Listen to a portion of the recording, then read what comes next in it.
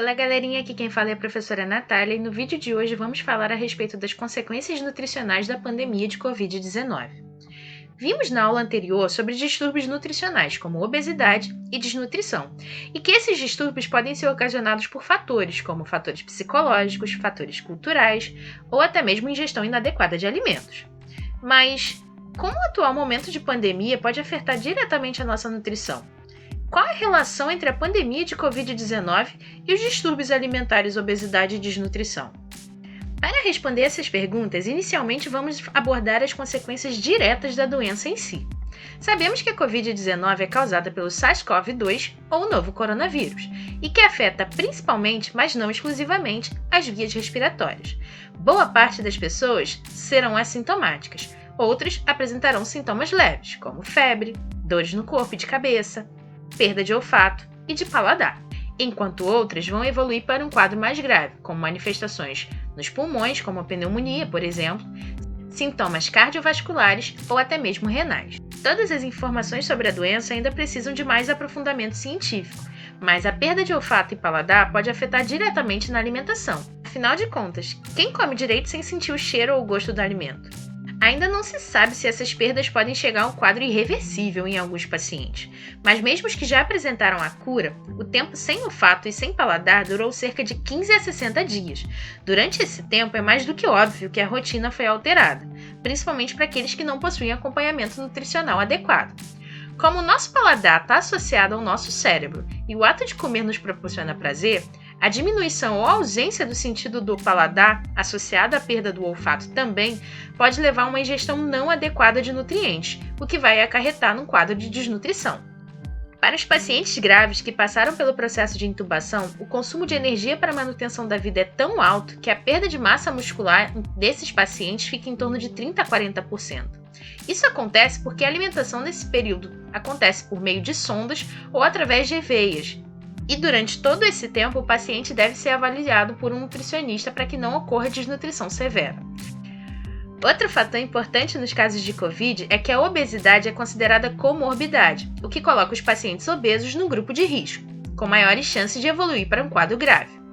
Porém, muitas pessoas não se reconhecem nesse grupo de risco e associam a obesidade apenas ao quadro de obesidade mórbida, ou obesidade grau 3, e não ao IMC a partir de 30. Assim, muitas pessoas deixam de tomar medidas necessárias de prevenção à doença porque não se reconhecem como grupo de risco. Outro ponto a ser abordado são as consequências indiretas da Covid-19, ou seja, aquelas que não estão associadas ao quadro clínico da doença. O isolamento social vem sendo uma das medidas preventivas mais recomendadas mundialmente, e no Brasil ele teve início em meados de março e até hoje segue em algumas regiões. Como consequência desse isolamento, tem-se observado aumento de casos de ansiedade ou agravamento de quadros já existentes, que pode levar à compulsão alimentar, contribuindo para a ocorrência de obesidade, ou o caminho inverso, levando a distúrbios, por exemplo, como a anorexia nervosa. Além da ansiedade, podemos verificar alterações comportamentais, como mudanças na rotina alimentar, alterações no horário de refeição, maior quantidade de refeições ao longo do dia, além de alterações de ciclo de sono. Pessoas, por exemplo, que não conseguem mais dormir ou que passaram a acordar muito mais tarde do que o usual. Isso sem falar nas pessoas que adquiriram como hobby experimentar receitas novas durante a quarentena. E, obviamente, prová-las. Lembrou daquela receitinha que aprendeu nas redes sociais, né? Passamos a comer em horários descontrolados, em quantidade ilimitada, e para complicar ainda mais a situação, o isolamento trouxe para muitos o inimigo número 1 da queima de calorias, o sedentarismo. A troca da rotina de trabalho deu lugar ao home office, o trabalho em casa, o que diminuiu consideravelmente a prática de atividades físicas durante o isolamento, que foi intensificada pelo fechamento de academias e praças públicas no período de maior restrição. Ah, mas a gente ainda podia fazer exercícios em casa. Sim, mas vamos confessar, o sofá ali do ladinho, a cama quentinha e sem poder sair de casa? Cadê o ânimo para as atividades físicas? Pois é, aconteceu com muitas pessoas, e algumas podem ter chegado à obesidade, outras ao sobrepeso, algumas não chegaram a tanto, mas notaram a diferença no corpo.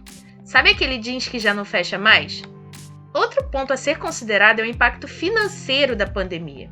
A diminuição da renda familiar causada pelo aumento do desemprego e a redução salarial para muitos trabalhadores tem dificultado muitas famílias ao acesso a uma alimentação de qualidade ou em quantidades necessárias a uma nutrição saudável. Isso pode ter contribuído bastante para quadros de desnutrição. O que podemos concluir disso tudo? Que a pandemia afetou a todos em cheio e com a nutrição não foi diferente. Seja nos casos comprovados de Covid-19 ou nas pessoas que se mantêm em isolamento, os cuidados com a nutrição precisam ser redobrados para não se tornarem distúrbios alimentares.